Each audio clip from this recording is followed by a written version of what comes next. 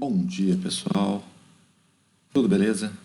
Então, estamos aqui novamente para discutir um pouquinho mais dessa Física 3 e hoje a gente entra aí no capítulo 24, onde a gente vai discutir um pouquinho de potencial elétrico, tá? Seguindo alguns conceitos que a gente já vem estudando até o momento, tá? Prazer tê-los aqui novamente. Então, olha só, pessoal. Na física, sempre é uma busca de tentar tornar a solução dos problemas um pouco mais simples através de cálculos matemáticos não tão complexos, tá? E um exemplo disso é a força elétrica, tá? Porque quando a gente tem uma força conservativa, a gente pode aplicar as equações de conservação de energia e tornar a solução dos problemas mais simples. E a força elétrica é um exemplo de força conservativa, que foi verificado empiricamente que ela tem esse comportamento. Tá? Nos capítulos passados, a gente viu o seguinte, que quando a gente tem duas cargas elétricas, uma próxima à outra, essa carga elétrica aqui e essa fica sujeita a forças aqui de origem elétrica. Tá?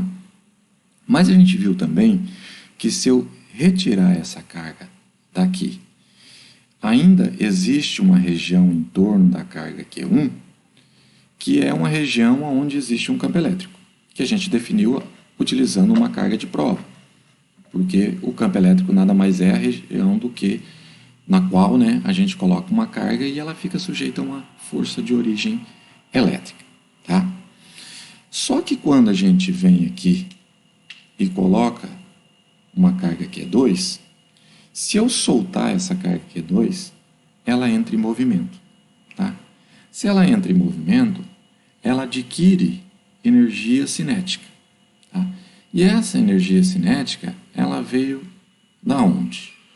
Ela veio de uma energia potencial elétrica associada a este ponto.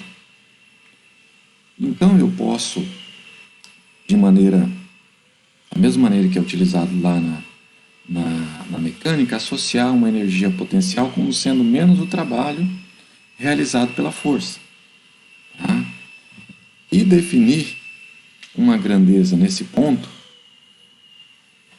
que antes mesmo de você colocar essa carga Q2, ali existe um certo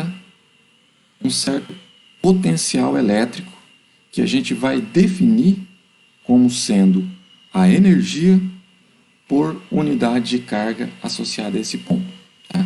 A gente vai discutir um pouco mais esses detalhes, porque é um pouco abstrato esse conceito para vocês que estão começando agora. Veja nesse desenho aqui. Ó. Então aqui está uma carga de prova Q0 próximo a um objeto carregado. Então essa barrinha carregada, ela cria, do mesmo jeito que ela cria um campo elétrico ao redor da barra, ela cria uma região aqui, um potencial elétrico. Tá? Então a carga de prova foi deslocada do infinito, uma distância muito grande até esse ponto, na presença do campo elétrico criado pela barra, e definimos um potencial elétrico V no ponto com base na energia potencial da configuração mostrada.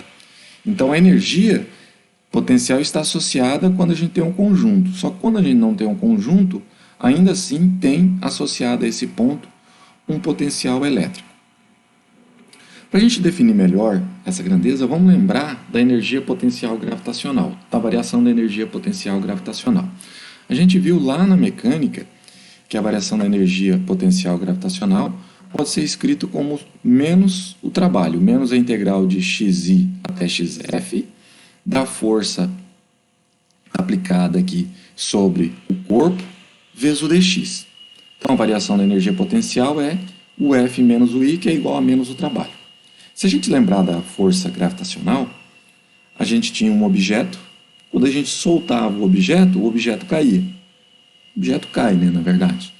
Então, associada a esse objeto, quando a gente está segurando ele aqui em cima, tem uma energia potencial acumulada ao sistema. Tá? E quando solta, essa variação na energia potencial é igual ao trabalho, menos o trabalho da força-peso. Tá? Da mesma forma, então, quando a gente pega uma carga elétrica, tá? E desloca ela de um ponto inicial até um ponto final dentro de um campo elétrico, a gente pode associar a esse deslocamento um certo trabalho, tá? Que é o trabalho executado pela força elétrica quando a carga sai do ponto inicial e vai até o ponto final. E eu vou escrever da mesma forma. Trabalho é igual a integral de I até F de F ds. Força vezes deslocamento. Tá? Um deslocamento infinitesimal. Ok. Então, como a força agora é a força elétrica, lembrando que força elétrica é carga vezes campo, eu posso então substituir no lugar da força elétrica simplesmente por Q0 vezes o campo elétrico. E eu tenho uma expressão para o trabalho realizado pela força elétrica ao deslocar a partícula de I até a posição F. Certo? O deslocamento ds é um deslocamento infinitesimal, ou seja, um deslocamento pequenininho, associado a essa força elétrica. Agora, olha só. No caso, lembra que lá no começo eu falei que a força elétrica é uma força conservativa? Como vocês podem ver aqui, eu tenho duas placas, uma placa carregada positivamente e uma placa elétrica carregada negativamente, uma placa metálica aqui. E o campo elétrico sai do positivo e vai para o negativo. Se eu soltar uma partícula carregada, uma carga de prova aqui dentro desse campo elétrico, a partícula vai se deslocar de I para a posição F, ao longo do campo elétrico. E essa força vai realizar um trabalho.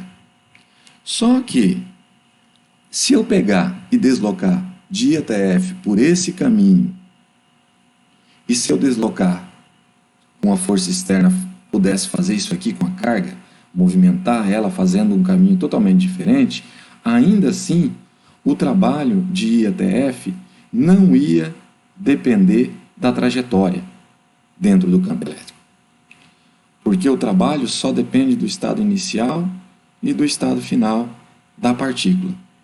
Ou seja, o trabalho dessa força elétrica não depende da trajetória. E como a gente definiu lá na mecânica, quando o trabalho não depende da trajetória, significa que essa força é conservativa. Ou seja, a força elétrica é uma força conservativa, uma força que o trabalho não depende da trajetória. E eu posso escrever que o trabalho de I até F é força vezes deslocamento, ou, substituindo a força pelo campo elétrico, Q0 vezes E vezes D. Então, o trabalho realizado pela força eletrostática não depende da trajetória.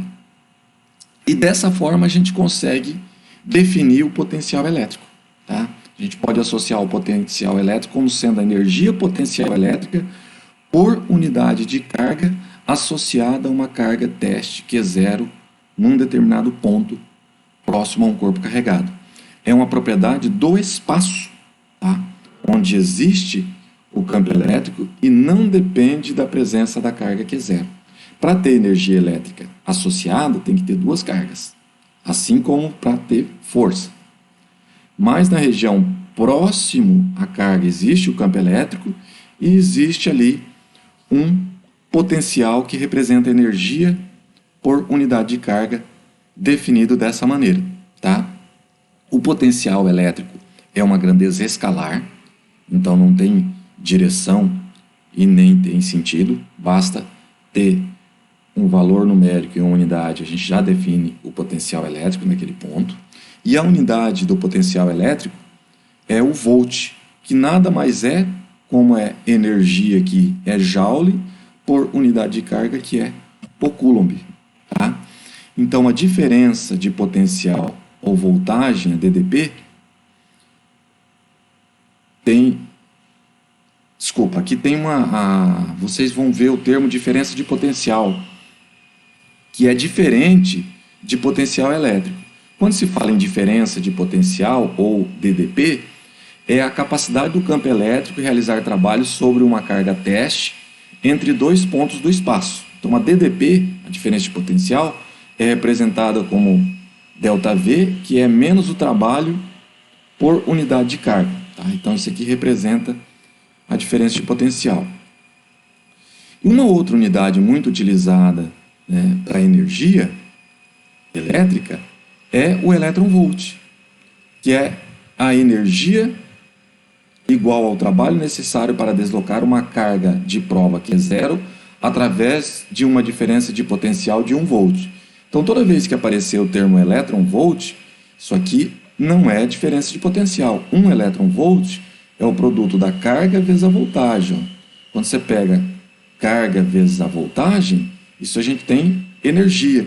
Então, 1 elétron-volt é 1,6 vezes 10 a menos 19 joules de energia. Tá? Então, agora, como a gente tem que a DDP, diferença de potencial, é menos o trabalho por unidade de carga, eu posso escrever o potencial elétrico, a diferença de potencial, em função do campo elétrico. Então, a diferença de potencial VF menos VI pode ser escrito como menos a integral de I até F de E ds, tá? Onde o ds é o deslocamento e o E o campo elétrico. Então, perceba que a gente tem a carga se deslocando dentro do campo elétrico, tá? E a gente tem a diferença de potencial. Mas a pergunta é, como calcular o potencial elétrico em um ponto apenas? Se você tem aqui a diferença de potencial, que é o VF menos o VI. Para isso, a gente tem que tomar uma situação hipotética. A situação hipotética é que você tem que escolher um determinado ponto de referência no qual a energia potencial elétrica seja nula. Tá? Quando a gente fez lá na mecânica, a gente considerava a Terra como sendo o ponto no qual a energia potencial era nula. Em qualquer ponto acima da Terra, o corpo teria uma certa energia potencial. Aqui a gente tem que imaginar o seguinte: se próximo de um corpo carregado a carga adquire uma energia potencial, quer dizer que se eu for afastando, a energia potencial elétrica associada a esse conjunto vai diminuindo. Então, aonde que é um ponto no qual a energia associada seria zero? A uma distância muito grande. Então, a gente considera essa distância muito grande como sendo infinito. Então, da mesma forma, aonde que o potencial elétrico seria zero? Seria zero se a gente pegasse um ponto a uma distância muito grande, um ponto no infinito. Então, é isso que a gente faz. A gente considera que V é zero quando I está no infinito, ou seja, o ponto inicial está a uma distância muito grande. E dessa maneira, a gente tem o potencial elétrico em relação ao potencial infinito como sendo zero, e a gente define esse cara como sendo zero, e o V final vai ser o potencial elétrico num ponto que a gente deseja, tá? E isso vai ser igual ao menos integral de I até F, de E ds, como sendo esse inicial lá no infinito.